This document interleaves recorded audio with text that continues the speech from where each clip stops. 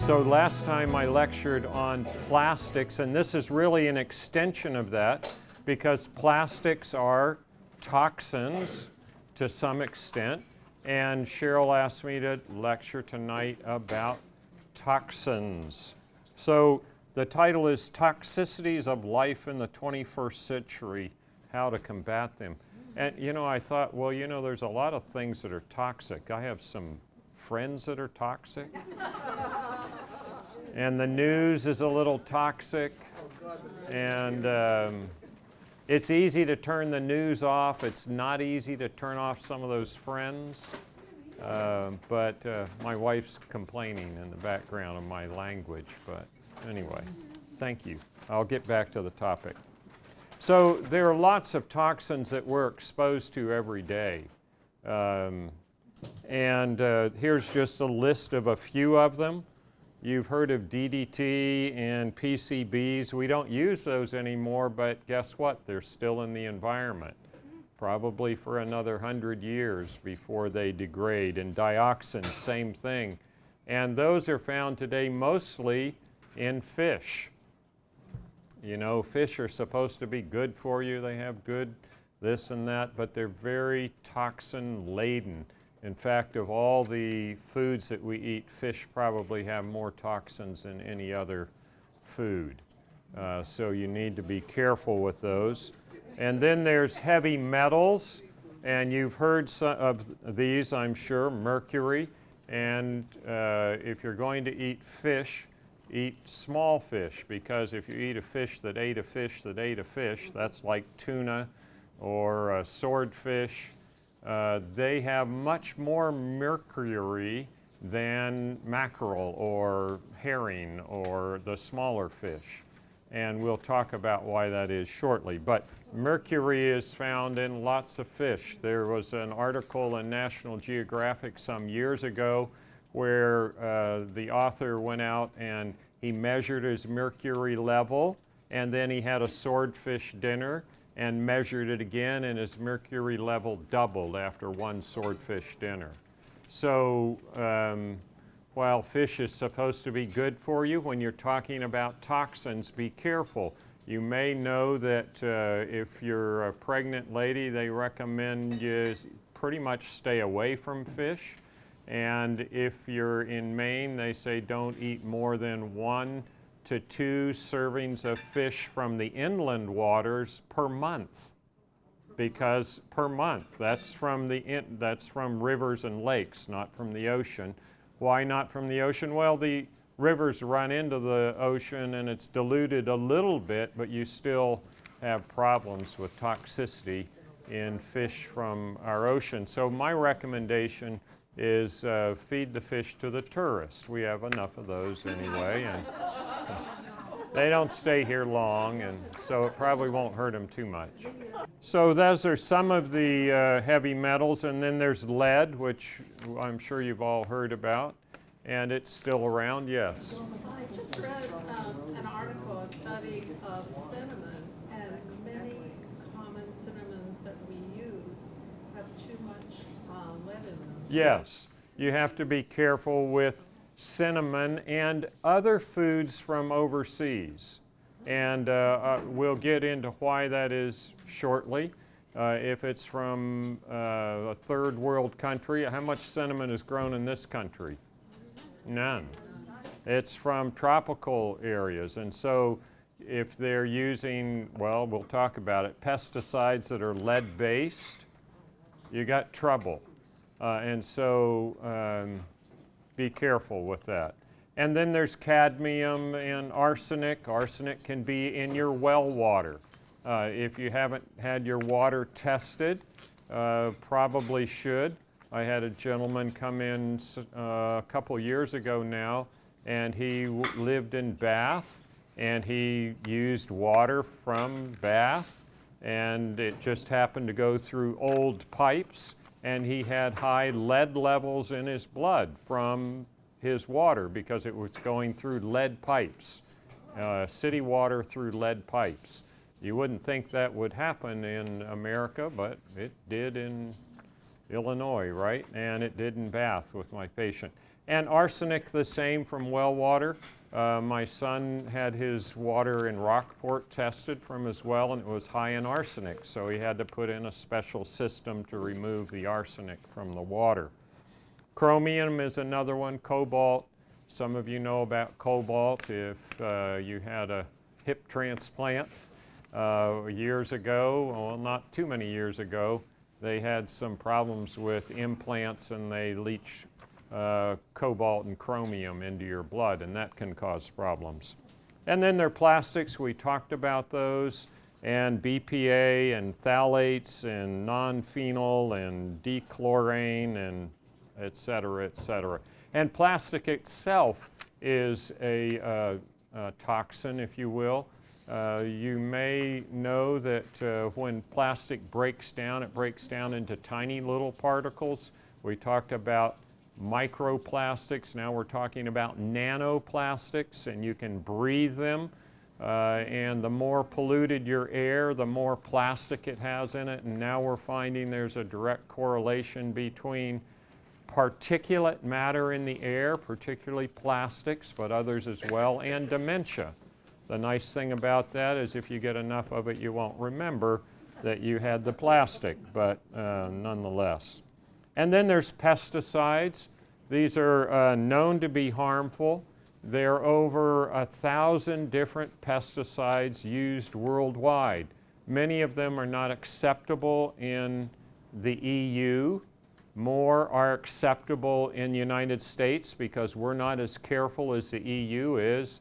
And then there are third world countries with very little control on some pesticides, and so it depends on where you're getting your food from, what the pesticide levels are. And some of the common ones I've listed there for you. Glyphosate is an interesting one. That's not a pesticide, that's a weed killer. And glyphosate is found widely in our country in the production of soy and corn and wheat and potatoes. And the way they use it is it's a weed killer, and they spray it on the wheat to kill the wheat when it's ready, almost ready to harvest, so they can shorten the growing season and harvest it early. They do the same with potatoes. They spray it on the potato vines to kill them, to harden the potatoes so they'll have a longer shelf life. And so you get glyphosate from that. Glyphosate is an interesting compound. We've talked about it here before. It was first marketed as a boiler cleaner because it chelates minerals very nicely and cleans boilers. Then it was found, because it's a chelator, to be a pretty good antibiotic. But not quite good enough for full-time use, so they went on and they found that it interferes with the shikimate pathway of protein synthesis, which we don't have in our bodies, and so it's relatively non-toxic to us. The LD50, or the dose where 50% of people would die, is about a half a cup. And you'd say, well, that's not much. Well, it's actually a lot for a pesticide. So if we all drank 1/4 of a cup of glyphosate tonight, we wouldn't die from it, at least most of us wouldn't. But the bacteria in our gut have that shikimate pathway. It would kill them, and so glyphosate causes real problems with our gut microbiome and increases inflammation and a whole bunch of other stuff. So that's where glyphosate comes in. Be careful to have organic soy for that reason, and when you can, organic corn and also organic potatoes to avoid glyphosate toxicity. Then I've mentioned some of the other pesticides. It's interesting, they've done a lot of studies on organic versus non-organic foods. University of California did a big study and published that in Annals of Internal Medicine some years ago, and said there's really no difference between organic and non-organic foods. Well, that made a big hit, but no difference in what? Pesticide levels? No, they weren't talking about that. No difference in the nutritive value of the food. And that was true if you look at carbohydrates and fats and protein in the food. It was about the same whether it was organic or non-organic. But in small print at the bottom of the article, they did say the pesticide levels were much higher in the non-organic, just like you'd expect. And the other thing that they found is the levels of the polyphenolic antioxidants were much higher in the organic food than the non-organic. Well, are they good for us? Well, yes, they are. They're very important to reduce inflammation in our bodies. The polyphenolic antioxidants are actually compounds made by the plants to protect them against disease. And the things that protect the plants against disease also protect us against disease. The reason the organic made more of them is because they had to stay alive, to resist the disease. And if you're growing organic foods, you realize that you have to keep the soil very healthy so the plants can make more of these compounds to resist disease, and then you don't need to use pesticides. You need to use pesticides if your soil's not very good, and so the plants aren't too healthy. The other way to put that is healthy soil, healthy plants, healthy people. If you eat a healthy plant with lots of these polyphenolic antioxidants in them, then you're going to be healthier and have less inflammation as well. Question? Glyphosate, is that related to GMOs? Yes, it is related to GMOs. It's called Roundup, or it's the active ingredient in Roundup, and it's used heavily with GMOs. And soy is a GMO, and so is corn largely, and they use it as a weed killer before they plant. So great, thanks for bringing that out. They've done some studies on pesticides. There was a study in California looking at this from University of California at Berkeley, and they showed that pesticide exposure in pregnant women and also during early childhood was linked to poor reflexes in the children, which is a sign of brain and nervous system dysfunction, and also lower IQ, attention deficit disorders, poorer lung function, and quite a few other things. So pesticides do make a difference. The higher they are in our food, the dumber our grandkids will be. I mean, essentially, that's what it's saying, lower IQs. I don't want that. We need some smart people in this world, right? The biomagnification, what is that exactly? I'm going to get to it. It's Okay. it's down there. You're reading ahead, mate. Well, no, I got to go I was with faster. organic thunder, so- Yeah, okay, I'm getting there. Okay. So pesticide ingestion does make a difference. Another study, 2016, showed that higher pesticide exposure was associated with higher rates of dementia. What? Yeah.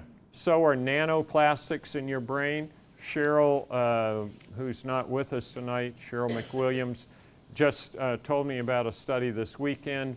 In people with dementia, they did biopsies and found that often 10% of the brain weight in these demented people was nanoplastics.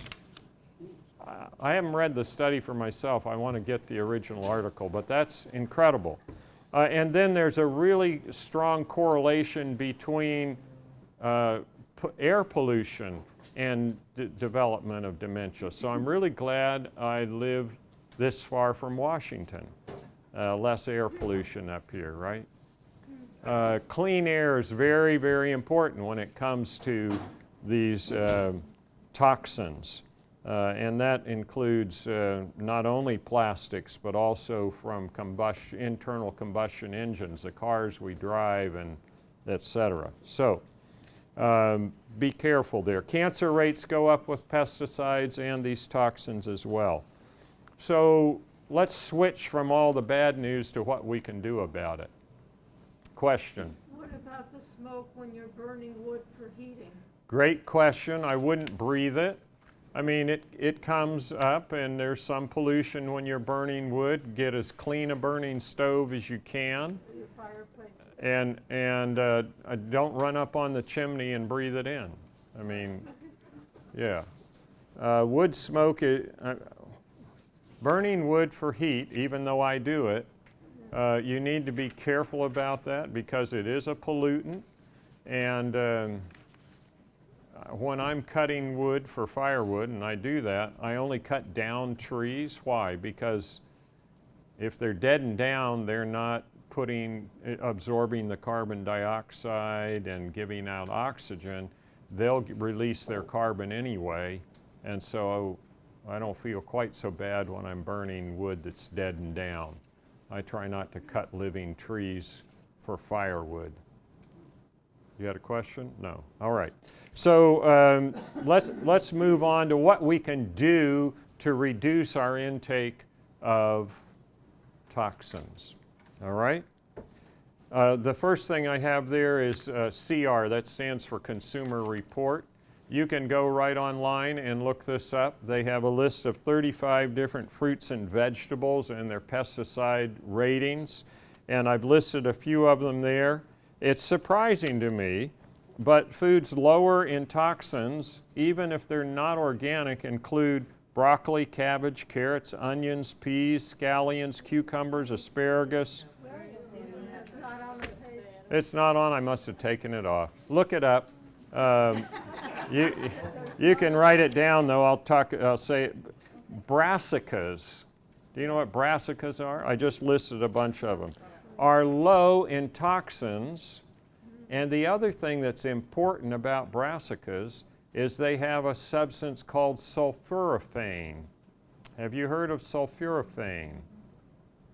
Yeah, that turns on the liver to detoxify toxins. It also lowers cancer risk, and broccoli is the highest. There isn't any of that stuff in broccoli until you chew it. As soon as you chew it, it starts to form. And if you really want a lot of it, eat broccoli sprouts. They have 20 times what regular broccoli does. And that'll turn on your liver to detoxify these toxins that we're absorbing. So brassicas, you ought to eat them every day. Dr. Greger chops up his collard greens and lets them set for 45 minutes to allow And Dr. Greger chops up his collard greens and his broccoli to do what? To make sulforaphane. Yeah.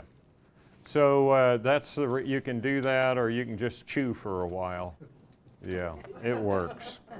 Yeah, don't bolt your broccoli. Yeah. All right. Things that are higher in toxins that are non-organic include potatoes and spinach, green beans, cherries, and peaches. So I would go organic on those when you can. Now, organic's more expensive. I know that. I said when you can. But cherries, yeah, I'd go organic with cherries. I love cherries. Don't you like cherries? Man, they're so good. We buy organic. It's painful to pay that extra price. But if you're going to eat them very often, organic. Question? Is Wyman's a good source for the organic? Wyman's, they do have some organic, yes. Or grow your own. You know, one of the things I found in studying this, it doesn't hurt to have a little garden or a few pots of tomatoes or something. At least you can control the toxicity. And growing your own food is the most sustainable thing you can do, especially if you are going to save seeds. And saving seeds isn't hard. We're saving green bean seeds this year. We do every year. Garden of Eden beans. You ought to grow some. They're wonderful. They're a pole bean, and my, they're good.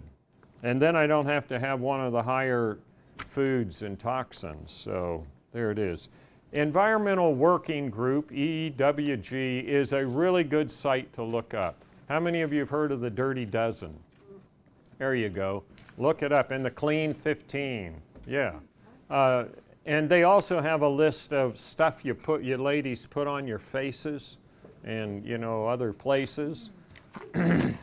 Yeah, be careful what you put on your skin. Don't put anything on your skin that you wouldn't eat. Why? When you put it on your skin, you absorb it and it doesn't go first pass through the liver. So it gets out into your body before the liver can detoxify it, so it's actually more toxic to put it on your skin than to eat it. So be careful what you put on your skin. Yes, question. Cooking vegetables like broccoli and cauliflower and that kind of thing, cooking versus just eating raw, what does that do to the... Yeah, so I would recommend you eat some raw and some cooked. You absorb things a little better from the brassicas if they're cooked, but don't cook them to death, or if you do, at least drink the water. If you pour the water off of cooked greens, you're missing all the vitamins. Yeah, because they go out in the water. A lot of greens you absorb better with a light cooking, though, the nutrients. But don't ask me to cook lettuce. We had cooked lettuce in Nepal, didn't we, Lynn? Yeah, they cook their lettuce over there. I couldn't get used to that. All right. So there's the Dirty Dozen. Look it up if you're not familiar with it. And they also, as I mentioned, have a list of toiletries. Now to biomagnification. Yes. And here in Maine, there's a company that makes everything organic for toiletries, et cetera. It's called Avena Botanicals. Okay. And it's available at Morning Glory and other places. And it comes in plastic bottles. No, they're in glass. Oh, good. They're in glass bottles. That's Okay. why I'm saying they're totally... Okay, so check with Pilar after the lecture and she'll help you. All the ingredients, and you can check them out at Morning Glory. Okay. Next is biomagnification. We finally got there. What's biomagnification? Well, you remember I said about the fish? This idea was, it's been around for a long time. Anyone heard of Rachel Carson's Silent Spring? Yeah. What was happening? What did she notice? All the things at the top of the food chain were dying. Remember the eagles were dying and why? Biomagnification. That is, the little fish ate the plant, and then the fish, the little bigger, ate that one and that one and that one, and up you go. And every time you biomagnify the toxins, they accumulate. And by the time you got to the tuna, remember we talked about tuna and swordfish, they have the highest level of toxins. That led William Castelli to famously say, if you can't be a vegetarian, at least eat one. Yeah, think about that. But don't eat one that's been on this planet very long, because we're sort of like sponges, aren't we? The longer we're around, the more toxins we absorb. And we should think about that when we're eating. If you're going to eat animals, I'd rather you didn't, but for lots of reasons. But if you're going to, don't eat long-lived ones. And think about what you're eating. How many of you like shellfish? Don't raise your hands. What do shellfish do? They're bottom feeders. They eat everything after everything's already been eaten. Yeah, and so if you really want to get a toxin load, eat a clam or a lobster. That's why I said feed them to the tourists. They're not here long anyway. Because they're loaded with toxins. Of course they are. How many of you would like to eat lobster bait? Well, I wouldn't want to eat something that ate the lobster bait, would you? I mean, be real. And I'm not against lobstermen. I'm for them. As long as they sell their, maybe they should send lobsters to Washington for free. I don't know. Anyway, biomagnification is the problem. It's a real problem. They've done studies where they've measured toxin levels in vegetarians and in people on a standard American diet. The levels in vegetarians of toxins are not even in the same area as people on a standard American diet because of biomagnification. It's a whole world of difference. They don't even cross over. There's not overlap between the two. It's separated so much. So think about it. And if you're going to eat a steak, go ahead, get grass-fed, whatever you want, but don't eat much. And then eat a big bowl of broccoli, I guess, afterwards to help detoxify. Question? Concern about that is that we need more protein if we're vegetarian. The answer is you do not need more protein if you're a vegetarian. The question is, are we getting too much protein? If you go back and look at the studies, and I can give you a lecture on that, what they actually did in the 30s is they figured out we only need about 35 grams of protein a day, but that seems so much lower than what they'd been recommending that they doubled it, and that's where the original recommendation of 1 milligram per kilo came from. They didn't ask, can you get too much? And you can. If you get too much protein, your blood pressure goes up, your risk for renal disease goes up, kidney disease, and cancer risk goes up as well. Too much protein is not what we need. It causes problems more than it fixes. You can get a protein calorie deficiency, protein calorie malnutrition, but it's rare unless you have malabsorption to get a protein deficiency. And you get plenty on a pure, strict vegan diet. Don't get me going on that. I'll be here all night. I get confused with, kind of agree what you're saying, but I also get confused about sarcopenia and people who, as we Sarcopenia is primarily from decreased exercise. Sarcopenia, loss of muscle strength, is primarily from not enough exercise. Why do we not exercise as much when we age? It hurts, right? My son just ran the 100-mile wilderness. Do you think I'm going to go out there and do that? No. No, I'd be sore for weeks. When I was his age, I might have tried it, but running 24 hours for 100 miles, I don't think so. You don't need a lot of protein, right? You don't need a lot of, he doesn't eat, he's a vegetarian, he's a vegan. Well, he has occasional eggs, he has chickens, but if you run 100 miles, you can have an occasional egg. It's not going to hurt you. Yeah. So anyway, steps to minimize your toxin exposure. Get your food firsthand. Yeah, I mean, eat low on the food chain. When possible, avoid biomagnification. Reduce processed and ultra-processed foods. Why? Because they put preservatives in them, most of which are toxins. I mean, if it's going to have a shelf life of 4 years, yeah. All right. Choose your toiletries carefully. Don't just put it on because it makes your face look good. They do that when you're in the casket too, but you know. Yeah, don't do that. Just smile and make sure your wrinkles are smile wrinkles, not frown wrinkles, right? Minimize your exposure to air pollution, both indoor and outdoor pollution. Indoor pollution is a bigger problem than outdoor pollution for most of us. Lynn gave a wonderful lecture. How many years ago, Lynn, on indoor pollution? I don't know. Must be 10 years ago. You know how you combat indoor pollution? Plants.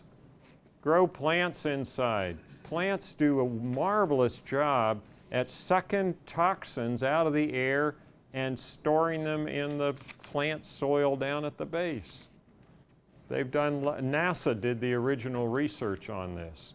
Get some, what are the palms that work best? Bamboo palms, areca palms, some of those peace plants. Those are wonderful plants for indoors and will clean up the air. And when it's nice outside, particularly here in Maine, open the windows. If you can't open the windows, at least get an air purifier, but let someone else clean the filter. Yeah, one of your friends. Yeah, so outdoor air pollution is a big problem. So ride a bike, right? Yeah, ride a bike. It's a little hard in the winter here, but when you can. All right. So be aware of toxins and solvents in your cleaning closet, your workshop, and your garage. I wish I'd known this growing up. I used to do a lot of painting. I put myself through school doing maintenance work. And I can remember finishing the day painting, and I just pour gas over my hands and get the paint off with gas. We used oil-based paints then. I did that for years. That was numb, you know. And then acetone. I worked in a chem lab. I loved the smell of acetone. That's terrible for you, you know, and all the cleaning stuff. Be careful of what's in your cupboard and in your garage, and think about those things. All right, that's to minimize your exposure. 4 things I want you to think about. Now, maximizing the efficiency of the organs to excrete this stuff. We can't leave the planet that I know of. I mean, maybe Musk can, or whoever, blast off, but he's polluting the environment doing it. But we can do some things.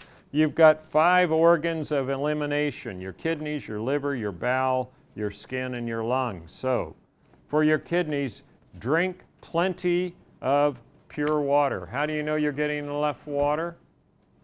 Your urine should be light yellow, just slightly yellow. Not much, not dark. If it's dark, the rinse water's not clean. You rinse your dishes until the water's clean, right? You don't just have muddy rinse water. You want it, same with your body. You want your rinse water to be clean. So drink enough water that your rinse water's clean. Liver. Avoid toxins like alcohol. Alcohol is not good for your liver. The other thing is avoid excess intake of refined carbohydrates and refined fats to lower your risk of fatty liver. Fatty liver disease is the most common cause of liver disease in this country today. And if you have fatty liver, your liver's not able to detoxify toxins nearly as well as if you had a healthy liver. What's a refined carbohydrate? Refined carbohydrates are carbohydrates that someone's stolen the fiber out of. Like white rice? Like white rice, like white sugar, like white flour. Don't let anybody steal your fiber. Why? Because, and the same with oil. Where do you get oil from besides from petroleum? I mean that you'd eat. You get it from olives. Those are seeds, right? You get it from safflower seeds. You get it from grape seed. You get it from seeds, and seeds are loaded with fiber. You take the fiber out and have the oil straight or the carbs straight. You absorb them more rapidly than your body can deal with them, so it dumps it in the liver. That's called fatty liver. It causes diabetes, it causes all these problems, plus it causes increased toxin load because your liver can't work as well when the cells are stuffed with fat.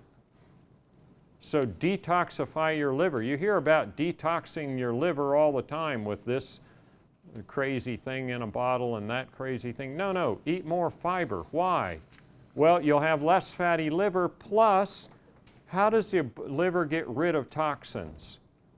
It dumps them into the bile. And the bile goes down the bile ducts to the duodenum. Guess what? You reabsorb that bile unless you have fiber to bind the bile, and then it goes out into the toilet, we hope. Yeah. And so fiber is the best way to detox your liver. Up your fiber intake. Please up your fiber intake if you want to detoxify yourself. Question. Examples of some good fiber. Good fiber. All the things that you make oil out of is good fiber. Olives, good fiber. Beans, soybean oil, eat the soybeans. It's loaded with fiber. Flax seeds, chia seeds, pumpkin seeds. You name the seed, it's fiber rich, plus greens, but beans are really high. Fiber. Things that, you get out of your garden are by and large high in fiber. But particularly the seeds are high in fiber. All right. Consider increasing your consumption of the brassicas because they work to help turn on liver detoxification. When you consume alcohol, what does the liver do with it? It breaks it down so it isn't toxic anymore, and the enzyme systems that do that are turned on by broccoli. So if you're going to have a drink, make sure you've had a big bowl of broccoli before. Yeah, happy hour preceded by broccoli. Yeah, okay. So your bowel excretes toxins too. Avoid constipation. Your bowel was designed to be a sewer, not a septic tank. That stuff shouldn't sit around. You've ever heard someone say you're full of it? Well, if you're full of it, you're full of toxins too. Don't do that. And how do you avoid constipation? Eating enough fiber and drinking enough water, exercising regularly, and listen to your body. Don't think I'll put this off. If your body says have a bowel movement, go and do it. I have patients, particularly ladies, who are very alterocentric, and that's a wonderful thing.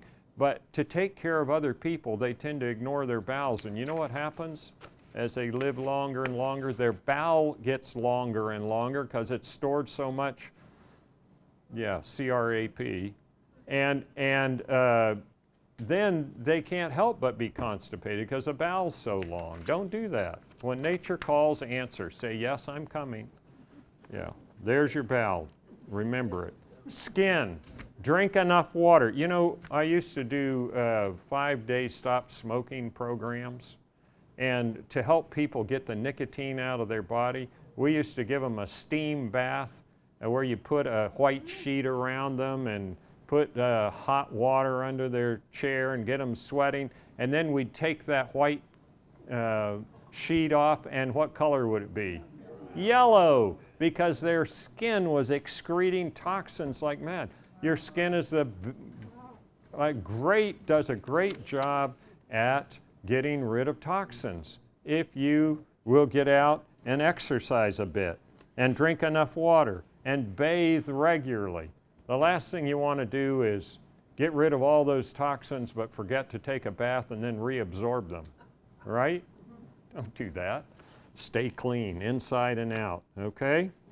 Don't put toxins on your skin. Try a sauna or a steam bath.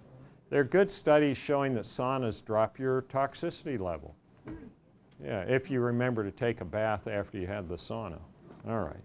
Lungs. Here we are again. Drink adequate water because that helps you get rid of toxins. Exercise regularly and breathe fresh, pure air. Any questions? That was easy, wasn't it? Yeah. The Okay. website that would tell you the toiletries that are clean. Environmental Working Group, EWG. Yeah, they have, it's a great website. Yeah. Any other questions? Yes. Saunas, infrared versus the regular steam. Doesn't make any difference. Just sweat. So long as it makes you sweat. The steam ones work a little better because they make you sweat a little faster. Yeah. But the infrared's safe? Yeah, it's safe. In fact, infrared, that's a whole nother topic, but that near-infrared light stimulates melatonin production in the mitochondria and reduces inflammation. Sun is really good for us. Anytime you feel the warmth of the sun, you're getting that near-infrared light, and that's really, really good for your body, and you know that. How many of you love the warmth of a sun this time of year at least? You get out there and it just feels so good. Your body knows it's good for you. My cat knows it's good for him. You know, he goes out there and rolls over on his tummy, puts his legs up in the air, and the sunshine. That near-infrared light is really healthy. You can get a burn from too much sun, but you get that near-infrared right through your clothes. It goes 8 centimeters into your body, right through your clothes. If you can feel the warmth, you're getting the benefit from the sun. Yeah. You don't have to be naked out there. Yeah. All right. All right, well, thank you very much. Come again.